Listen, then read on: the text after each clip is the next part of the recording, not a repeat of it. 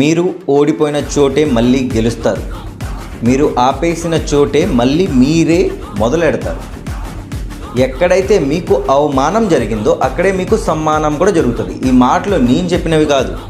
Bhagavad Gita chapter 8 shlok number 24లో శ్రీకృష్ణుడు అర్జునుడు చెప్తున్నారు, Partha,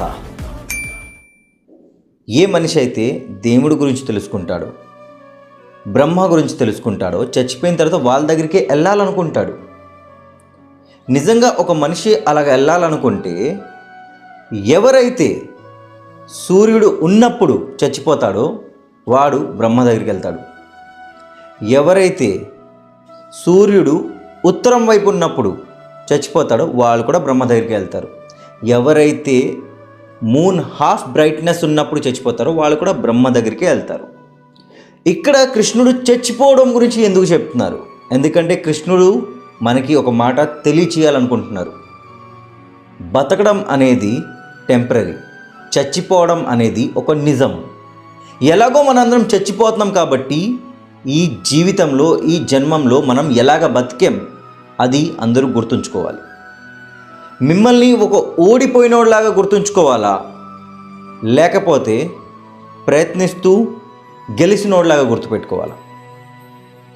to be very honest, ఎప్పుడైతే ఒక పని మీద మీరు అటాచ్మెంట్ పెట్టుకోకుండా, ఏ ఆశలు పెట్టుకోకుండా పని చేస్తారో, మీ గోల్ మీద ఎలాంటి ఆశలు పెట్టుకోకుండా పని చేస్తారో ఆటోమేటిక్గా మీరు గెలుస్తారు. మీకు తెలియకుండే మీరు గెలిచిపోతారు. ఎక్కడైతే మీకు అవమానం జరిగిందని మీ పనిని మీరు ఆపేస్తారో అక్కడ మీరు ఓడిపోతారు. బట్ అవమానం జరిగినా కూడా కొంతమంది వాళ్ళ పనిని చేస్తూ ఉంటారు. ఎందుకంటే వాళ్ళకి వాళ్ళపైన నమ్మకం ఉంది, దేవుడిపైన నమ్మకం ఉంది. ఫ్యూచర్లో ఆ మనుషులే వాళ్ళ దగ్గరికి వచ్చి వాళ్ళకి సమ్మానం చేసి మాకు కూడా నేర్పించండి అని చెప్తారు. సో నెక్స్ట్ టైం ఆగిపోయినప్పుడు ఈ మాట గుర్తుపెట్టుకోండి. ఎలాగ చచ్చిపోయాం ఎవరు గుర్తుంచుకుంటారో లేదో తెలియదు, బట్ ఎలాగ బతికాం అది ప్రతి ఒక్కడు గుర్తుంచుకోవాలి. అర్థమయ్యేదాకా జయ శ్రీకృష్ణ, హరే కృష్ణ, రాధే రాధే, జయ జగన్నాథ్. అగ్నిర్జ్యోతిరః శుక్లః షణ్మాసా ఉత్తరాయణం తత్ర ప్రయాతా గచ్చంతి బ్రహ్మ బ్రహ్మం విదో జనః.